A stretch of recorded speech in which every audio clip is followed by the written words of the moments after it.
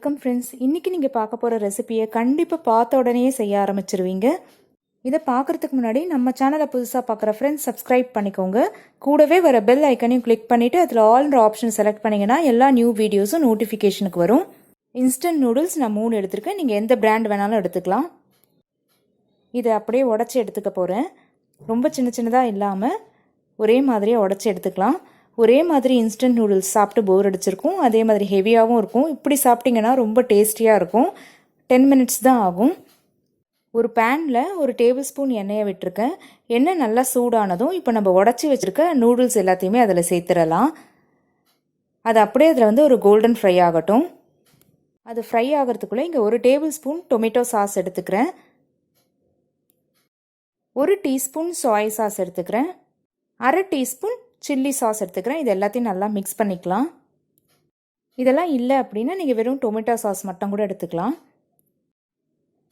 நல்லா பாதிக்கு மேலே கோல்டன் ஃப்ரை ஆகிருக்கு. இந்த ஸ்டேஜில் நீங்கள் ஒரு 50 ml, அதாவது சின்ன டம்ளர் தண்ணியை சேர்க்கலாம். ஜஸ்ட்டு மிக்ஸ் பண்ணிவிட்டு உடனே ஆஃப் பண்ணிவிடுங்க. நிறைய தண்ணி சேர்த்துறாதீங்க, ரொம்ப சாகியாகிடும். இது மாதிரி இருந்தால் தான் க்ரன்ச்சியாக இருக்கும். இப்போ நம்ம பண்ண போகிற சாட்டை சிலது வெந்திருக்கும், சிலது க்ரன்ச்சியாக இருக்கும். ரொம்ப டிஃப்ரெண்ட்டாக இருக்கும் டேஸ்ட்டு. இது அப்படியே ஒரு பவுலில் எடுத்துக்கலாம். நீங்கள் எந்த அளவுக்கு இந்த நூடுல்ஸ் எடுக்கிறீங்களோ அந்த அளவுக்கு இப்போ நான் சேர்க்க போகிற பொருள்லாம் எடுத்துக்கோங்க. நறுக்கிற வெங்காயம் 1 கப் எடுத்திருக்கேன். நறுக்கின தக்காளி 1 கப்பு. ஒரே ஒரு கேரட்டை துருவி அதையும் எடுத்திருக்கேன். வேக வச்ச கார்னும் ஸ்வீட் கார்னும் 1 கப் எடுத்திருக்கேன். இப்போ தேவையான அளவு உப்பு சேர்த்துடலாம். 1/2 டீஸ்பூன் மிளகாய்த்தூள் சேர்த்துக்கிறேன்.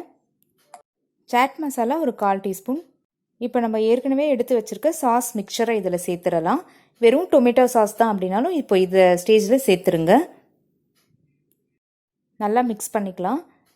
நான் சில்லி சாஸும் இருக்கிறதுனால மிளகாய்த்தூளை கம்மியாக சேர்த்துக்கிட்டேன். நீங்கள் சில்லி சாஸ் சேர்க்கலை அப்படின்னா மிளகாய்த்தூள் அதுக்கேற்ற மாதிரி சேர்த்துக்கோங்க. இல்லை டொமேட்டோ சாஸே நீங்கள் ஸ்வீட் அண்ட் சாராக எடுத்துக்கிறீங்கன்னா அதுக்கு ஏற்ற மாதிரி நீங்கள் காரத்தெல்லாம் பார்த்து போட்டுக்கோங்க. நல்லா மிக்ஸ் பண்ணிவிடுங்க. அவ்வளோதான், ஜம்முன்னு நமக்கு ஒரு 5 மினிட்ஸ்க்குள்ளேயே இந்த சாட் மசாலா ரெடி ஆயாச்சு. காயெல்லாம் நீங்கள் கட் பண்ணி வச்சுருந்தீங்க அப்படின்னா 10 மினிட்ஸ் கூட ஆகாது. இது ப்ரிப்பேர் பண்ணுறதுக்கு ரொம்ப யம்மியாக இருக்கும். கண்டிப்பாக ட்ரை பண்ணி பாருங்கள். பார்க்கும்போதே சாப்பிடணும் போல் இருக்கா? நூடுல்ஸ் பேக்கெட் இருந்தால் உடனே செஞ்சு பாருங்கள். பொடியாக நறுக்கினா கொத்தமல்லி தழையும் இது மேலே அப்படியே தூவிடலாம். கொத்தமல்லி தழையை ஜஸ்ட் சர்வ் பண்ணுறதுக்கு முன்னாடி போடுங்க, அப்போ நல்லாயிருக்கும். நான் லெமன் பீஸோடு சர்வ் பண்ணிட போகிறேன். நீங்கள் வேணால் அதை பிழிஞ்சிக்கலாம். இந்த இன்ஸ்டன்ட் ஸ்நாக் ரெசிபி உங்களுக்கு பிடிச்சிருந்தா கண்டிப்பாக ஒரு லைக் கொடுங்க. இந்த மாதிரியான குயிக் ரெசிபியை உடனே பார்க்குறதுக்கு பெல் சிம்பலை கிளிக் பண்ணிக்கோங்க. தேங்க்யூ.